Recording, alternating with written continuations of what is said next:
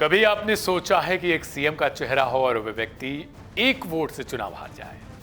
यकीनन ये अजीब बात हो गई, लेकिन उससे भी दुख की बात कि वो एक वोट खुद की पत्नी ने ना ही दिया हो। इस पर क्या गुजरेगी?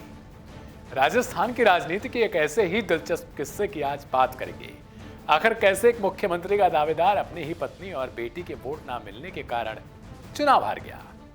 राजस्थान की राजनीति के एक चर्चित चेहरे के रूप में आज भी सीपी जोशी का नाम बड़े अदब के साथ लिया जाता है। सीपी जोशी यूपीए सरकार में कैबिनेट मंत्री भी रह चुके हैं। साल 2013 में उन्होंने अपना इस्तीफा दे दिया था। 15वीं राजस्थान विधानसभा का अध्यक्ष सीपी जोशी को चुना गया था। 2022 में एक बार फिर से उन्हें सीएम की रेस में गिना गया, जब गहलोत के कांग्रेस अध्यक्ष बनने की चर्चाएं तेज हो चुकी थी और माना जा रहा था कि गहलोत कांग्रेस अध्यक्ष पद संभालेंगे और उनके अनुसार, गहलोत के अनुसार, कांग्रेस आला कमान फिर सीपी जोशी को मुख्यमंत्री बना देगा। रिपोर्ट्स के अनुसार अशोक गहलोत की पहली पसंद सीपी जोशी ही थे। उन्होंने सीएम पद के लिए जोशी का नाम आगे भी बढ़ाया था, क्योंकि पायलट से उनकी अनबन चल रही थी। सीपी जोशी के बारे में हम जो बात कर रहे हैं कि एक वोट उनको नहीं मिला। अगर गहलोत अध्यक्ष बनते तो उनके सीएम पद छोड़ने के बाद ही प्रदेश को नया मुख्यमंत्री सीपी जोशी के रूप में मिलता, यह पक्का था। 2008 में सीपी जोशी मुख्यमंत्री बनने से सिर्फ एक कदम दूर रह गए थे। उसी का किस्सा है। विधानसभा चुनाव में सीपी जोशी ने उनके लिए सबसे सुरक्षित सीट माने जाने वाली राजसमंद जिले की नाथद्वारा से पर्चा भरा था। इसको वो अपने लिए एक कहते ना डैमेज कंट्रोल वाली जगह हो, जहां पर आपका कुछ बिगड़ ना सके। आप ऐसी जगह पे रहो जहां आपको 100% दिलासा कि आप ही जीतोगे। जोशी उस दौर में कांग्रेस के कद्दावर नेताओं में गिने जाते थे।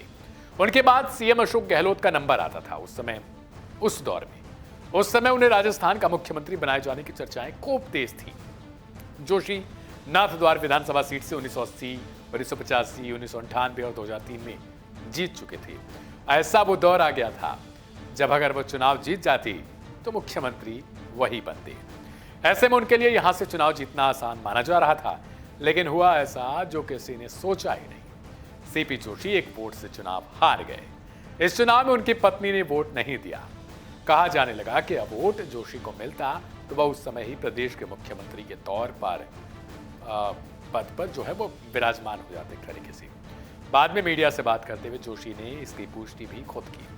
उन्होंने कहा था, हाँ यह सच है, मेरी पत्नी और बेटी वोटिंग के दिन वाले दिन ही, जिस दिन वोटिंग चल रही थी, उस दिन मंदी गई थी। इस कारण मतदान नहीं कर पाई थी। यानी बेटी और पत्नी मंदिर में गई चढ़ावा चढ़ाने, और इधर उनके पति और पिता दोनों तौर से वो चुनाव हार गए। एक वोटर का या एक वोट का कितना बड़ा मायने होता है, वो एक मुख्यमंत्री पद के दावेदार को उस दिन पता चला।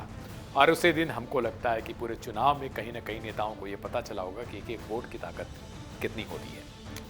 फिलहाल आप देख रहे थे वन इंडिया हिंदी और आपके साथ मैं था दिव्यांशु। नमस्कार।